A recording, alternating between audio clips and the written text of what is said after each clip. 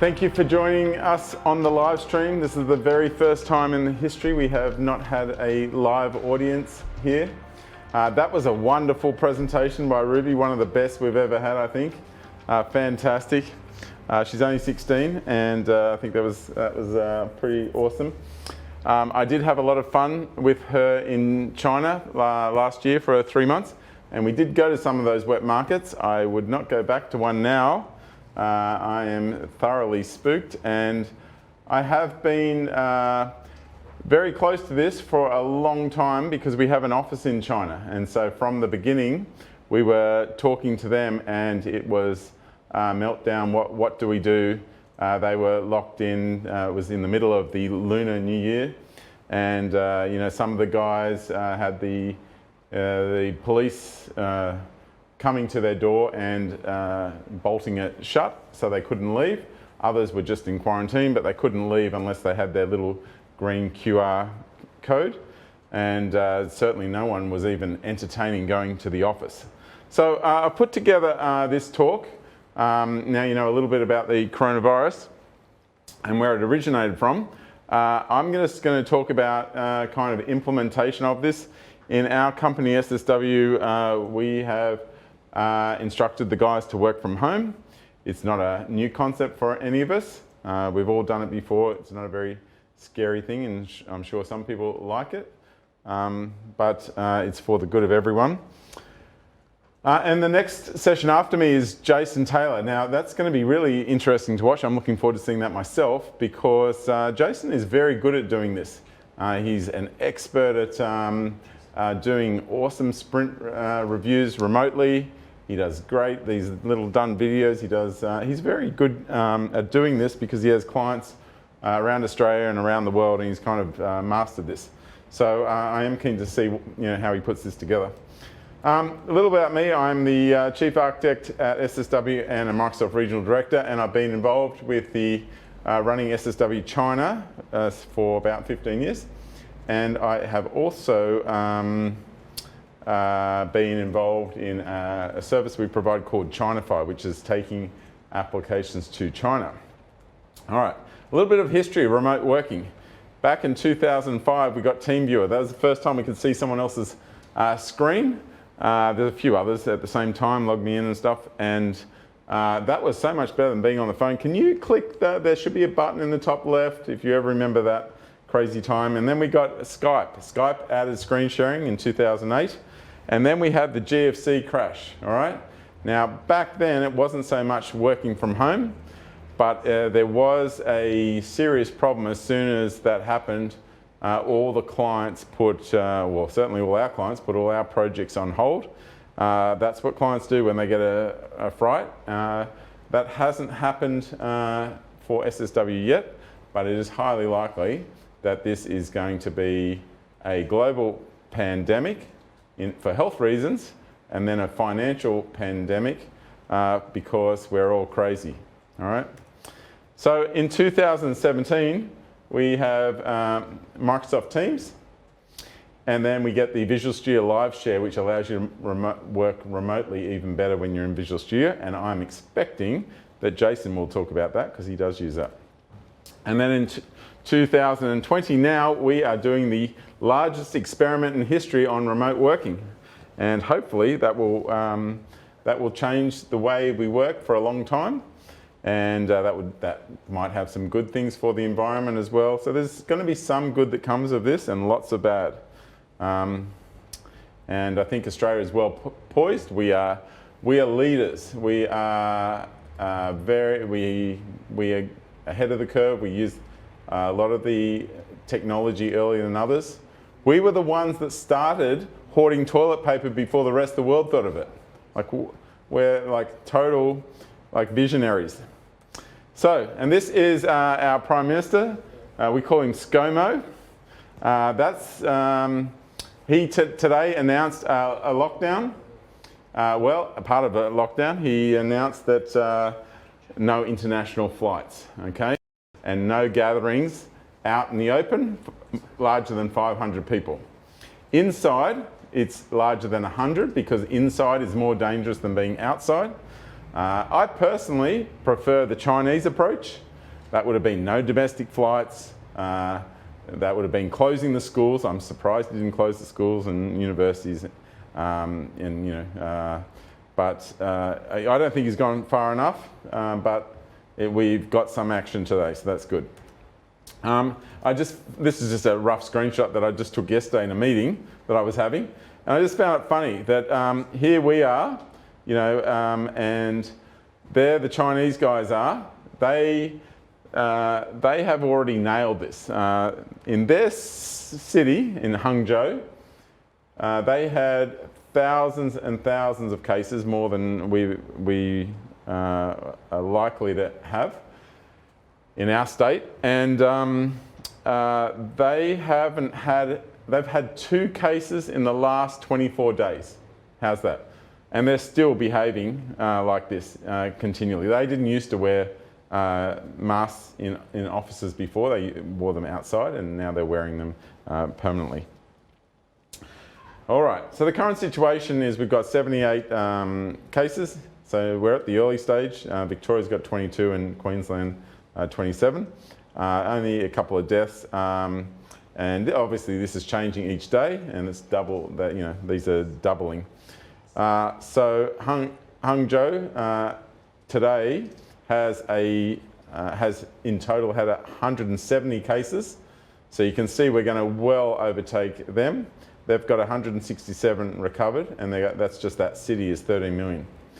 So super important to be safe. There are at the moment going to be a hell of a lot of asymptomatic carriers. They are people that are infected and contagious and don't know it, and they're dangerous and they're around. They could be our partners if they're catching public transport and things. I am going to say the best thing you can do is don't catch public transport. Don't even consider going to your workplace if that's the way you're getting there. If you have to, because there's no other way, be safe and be away from people. This is going to be very rough. You should not be eating at restaurants. You should not be going to bars. You should basically not be acting cavalier. Unfortunately, the rest of a lot of Aussies will be cavalier, and it's going to get away. So the best thing you can do is isolate yourself for the next 2 weeks, and in these 2 weeks, hopefully, all the asymptomatic carriers will start showing. They should, there won't be, if we can get past these next couple of weeks, it should be much better. So that's the reason that we are doing this special user group. Because, of course, we wanted to have Jason do his clean testing user group. There was a lot of excitement around it. The last few videos of Jason's has been a couple of 100,000 views, and we are really proud of that. And this one was going to be bigger than Ben-Hur, but this was a more important thing. I don't personally think that we're going to be as lucky as China. I just think that they attack this in a hardcore manner, and we are not. So that's going to be very sad. Make sure that you are helping everyone you can work from home, and please make sure that everybody that you come across is following hygiene rules. That is all the normal stuff. No shaking hands. No, as soon as you arrive at work, wash your hands, cough into your shirt, wash your hands after a cough, etc. Everything. So, and I'm going to tell you that it's really important that you stay home because you've got to help the doctors. My neighbour is a doctor, and he told me that he has been testing 150 patients every day for 3 weeks. Just 2 days ago he was talking about that, and he said that he hasn't had a single positive case yet. I'm sure he will imminently, but he has not been addressing any of his normal patients. Many of them, he said, are very old and sick, and they're still old and sick, and he can't give them any time at all. So if you can stay at home, you are going to make this job a lot easier. Ruby's school has shut down. They have no clue how to do remote learning, just like anyone else. And universities are going to be going through this. They'll be shutting down imminently. And there is a lot of, they just don't know how to, we do it every day with Teams and different tools that our clients use, and you know, a lot of these guys are just starting from fresh, and we need to help those people as much as we can.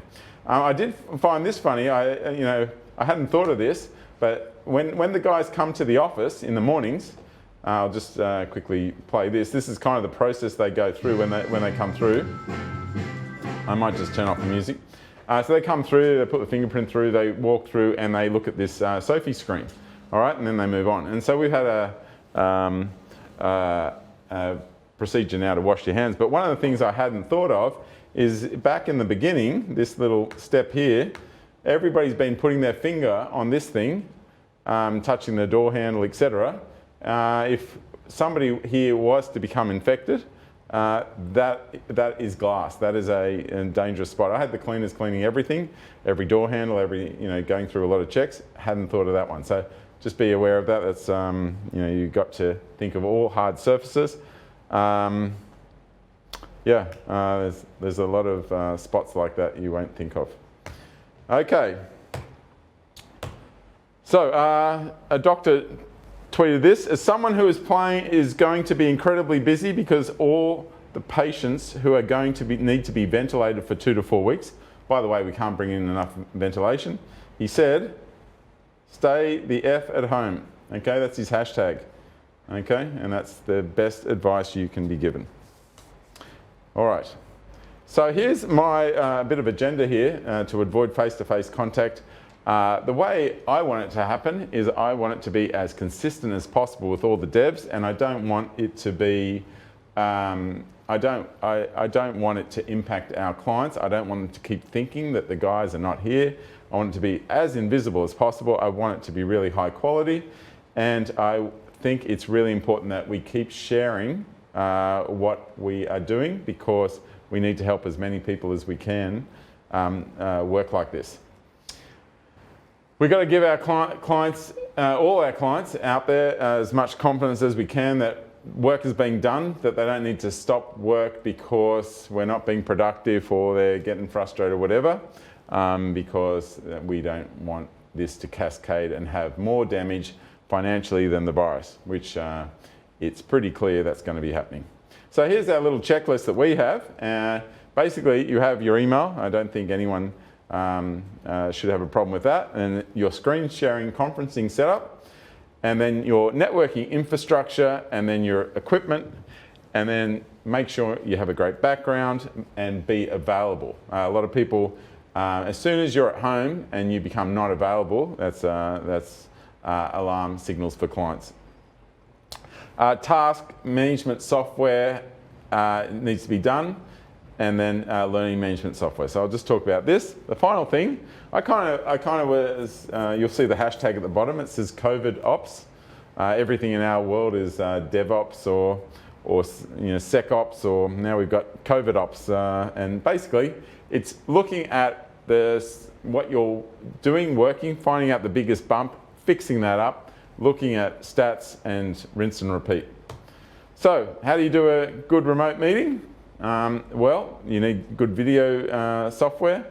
There is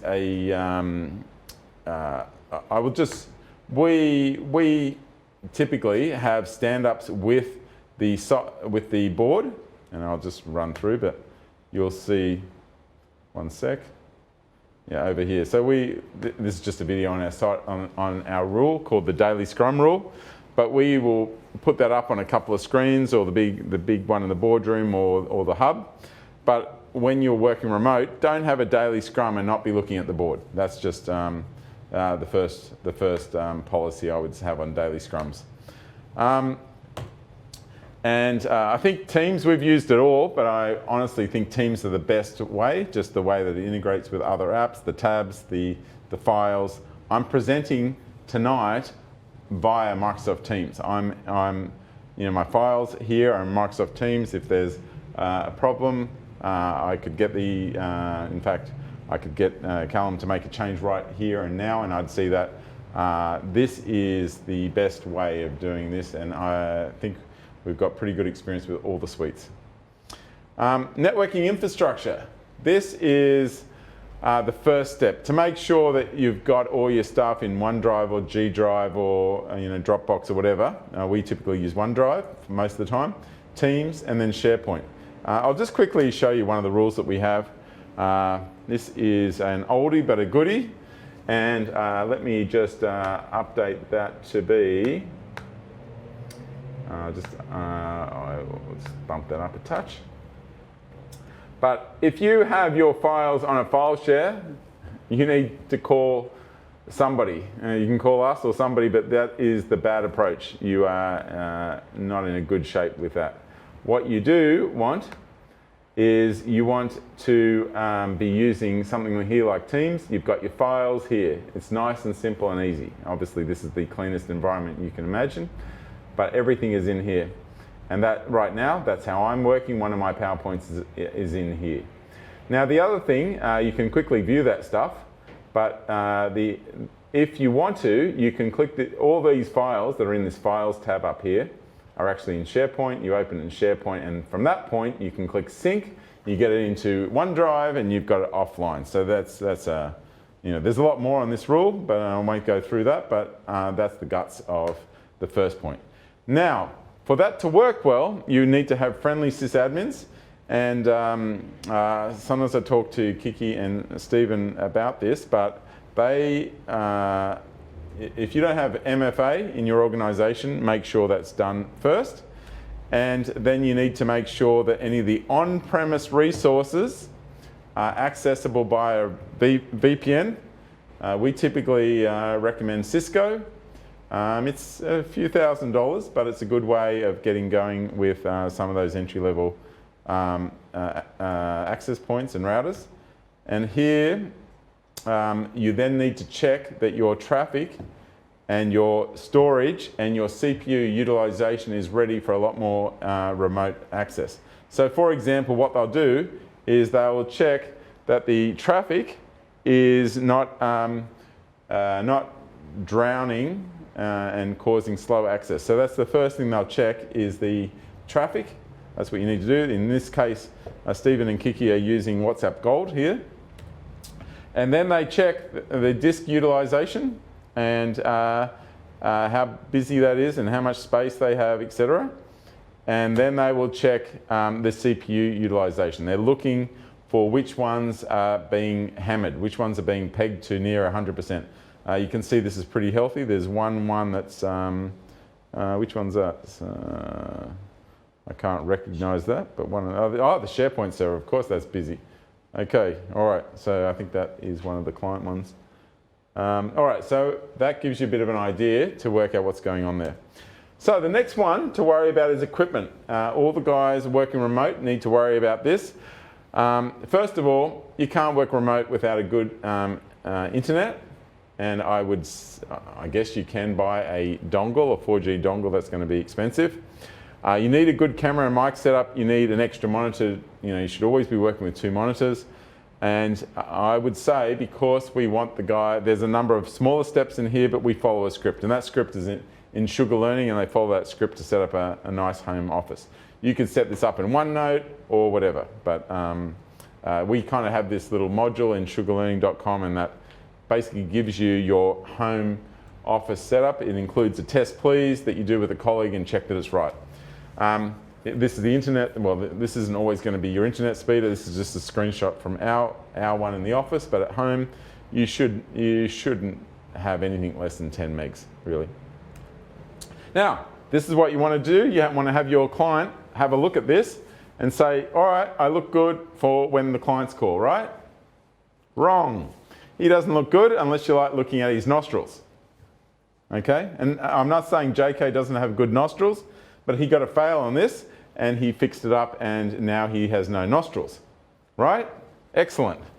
Except now he's got terrible lighting. And he's not really, I know he's a bit of a bachelor, but that isn't a good look to a client or to a potential girlfriend. So we fixed it up. We made him much better. There, you clean it up, and there he is, right as rain, right? No, you don't want to see his kitchen. There we go, fixed up. Perfect. 4 goes, and it's all up and running.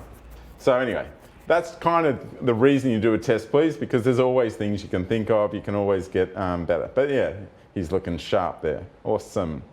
Good one, JK. Now, obviously, he should be tweeting that he's set up at home and stuff like that. He should be making it very normal and obvious and encouraging others to look good. If we all look like slobs remote, we give a bad impression to clients that already don't like it. So, task management software. We can't work with notes. We can't work with these, I know it's trendy for some devs to have like physical notes with Kanban boards, with post-it notes. It ain't gonna cut it anymore. And you can't work with just emails. I love emails, but I gotta say, can't. So you've got to be very clear where is everyone up and to a glance, what tasks are being done by what people, what tasks are to do, in progress, done. You can use Trello. In an enterprise, we typically use Azure DevOps or Jira. The sysadmins use Zendesk, and other teams we have use Zendesk as well. There's lots of good options out there.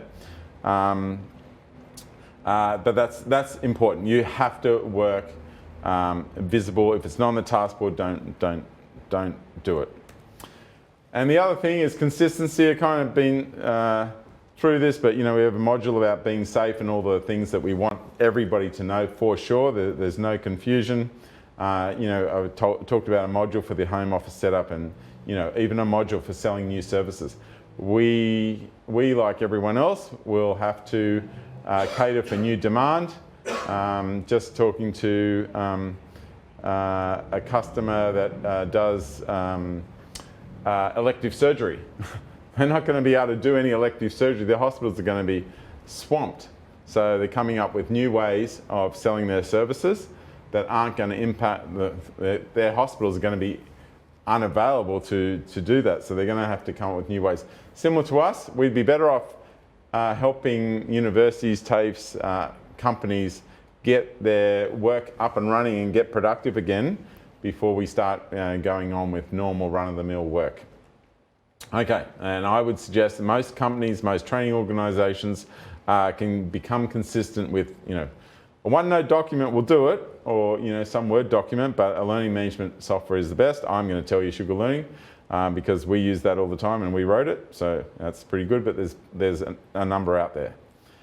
And basically, the reason why I'm saying that a learning management software is important, the reason that we spent a lot of time and effort building one, is because you want people to go through, read that, tick it, get quizzed on what they understand, move on to the next one. We also use Microsoft Forms for some of this stuff in building consistency.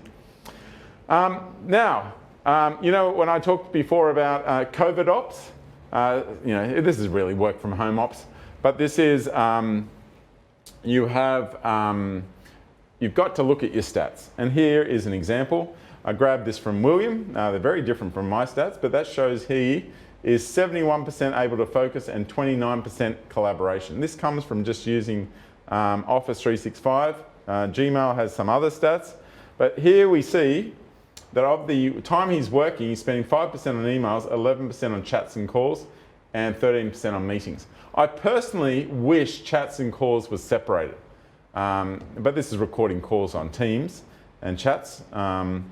But that leaves him 71% able for coding, and that's where he loses his time. I have a lot more meetings. I have less time to focus. So yeah, I'm less of a focuser. This is Will's stats here. I grabbed this for his last month. You can see he gets going here. He's got chats and calls. He's got emails that he's reading and sending. See the little ones sending? I think they're kind of important. You can read all that. In addition, you can see when he wakes up at 6, he starts reading some emails before he gets going. In fact, it looks like he's still doing stuff late at night. I think he wakes up at 3 a.m. in the morning and reads another email. Maybe he only reads 1 or 2. Anyway, we'll have to speak about that. That is very bad. He's in trouble. Here is another view. You can see 2 different views here. You can see one guy, and this is Will, and this is Christian. you will see that he is collaborating with 46 people, and Christian, who spends less time coordinating team members and more time coding, he is mainly working on the few people involved in his project, and he's got 7 active. All right, so anyway, that gives you a bit of a feel. Keep looking at this and keep understanding the numbers. So what's missing from all that? Because if you could look at that without my explanation, you would see, hey, Will's talking to 46 people, and why is Christian talking to 7? Well, the big missing thing is, what work are they doing? And that work is in DevOps or GitHub or Jira. Now, you can get that from DevOps. In our case, we have an account for the work account, SSW, and their Microsoft account, right? However, you also have all the clients with their own DevOps org. And unfortunately, it's not super simple to grab this, and that's the shame. You can't get all those stats in one place. So there's a little bit of work to do it. I'm recommending you stand by for a better solution, but none of these solutions would even get the on-premise stuff. So you have to go through and see the commits, and then you can see the pull requests, etc. And you have to do these queries, and you have to do it on each one. So I don't think there's a nice solution for this one, and a big piece of it is missing. So there are other things, and I might talk about this in months to come by, or maybe even the next user group. We'll see how we go. But we have to start exploring new technologies, and obviously some of the technologies will be new to customers, not new to us, like I've talked about with Teams and Azure DevOps. But things like HoloLens are going to be important and have more of a place now, where we are absolutely constrained with having people go on site and stuff like that. So this is going to be even more important. We've been running these HoloLens experience days. We're going to have to work out a way of running these remotely as well, which is going to be a new challenge for us as well. So in summary, I've covered a little bit. Basically, avoid face-to-face contact and have your team working as consistently as possible. Make sure they have high quality gear, and share as much as you can to help everyone be better. And make sure that we keep our clients with some confidence and avoid this financial pandemic coming. Thank you. I'm going to hand over to Jason now.